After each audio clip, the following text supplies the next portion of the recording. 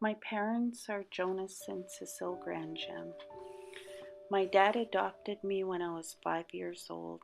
My dad was the best. He always showed love and encouragement and praise. He was also a very hard worker. My mom was a tough lady, but she always showed love and support through her hugs and talked about the importance of forgiveness.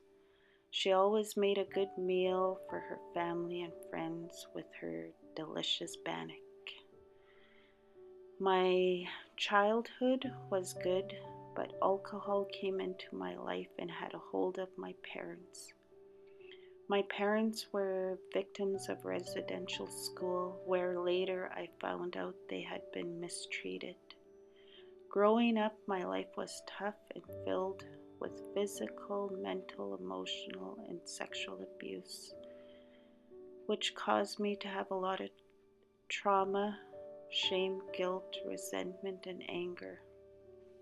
My parents quit drinking in 1992, which was when I started drinking to deal with the pain and shame I had in my life.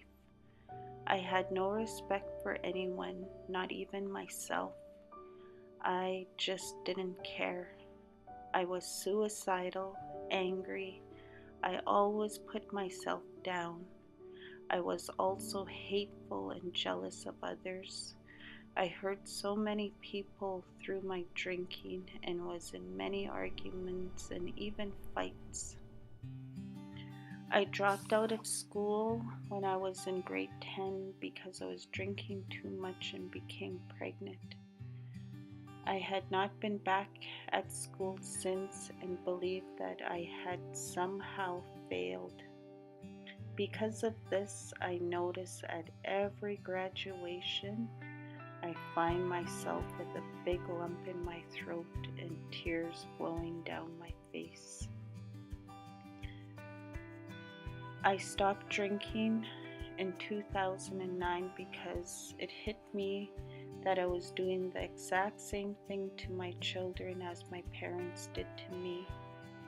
I remember I came home just sick, throwing up. My two girls, who were 4 and 6 at the time, came to help me, rubbing my back while I was throwing up and getting me water. I looked at them and thought to myself, what the heck am I doing, hurting my family? I didn't want my girls to go through what I went through growing up. So that day, I decided I was going to be a sober mother and break this unhealthy cycle. I told myself that I would do whatever I could to work on myself so that I could change my life. In July of 2009, I was 3 months sober. I was proud of myself for being sober, but I felt lost, hopeless, and out of place. I remember praying to God and asking Him to help me, to send me someone or something. Then boom, the next day I got a call from my best friend to come over because she had something for me. It was a book called The Secret.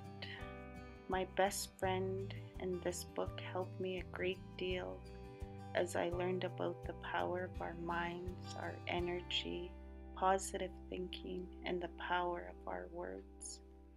Every day after that, I would say affirmations like, I am beautiful, I am a fun, sober mother, I am open to receiving all good things, and it's okay for me to be happy.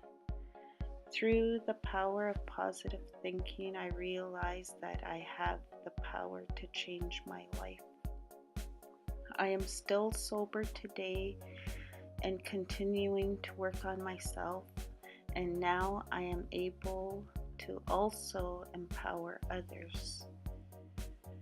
My father had already passed away in 2016 from cancer, and my mother also became sick with cancer the following year.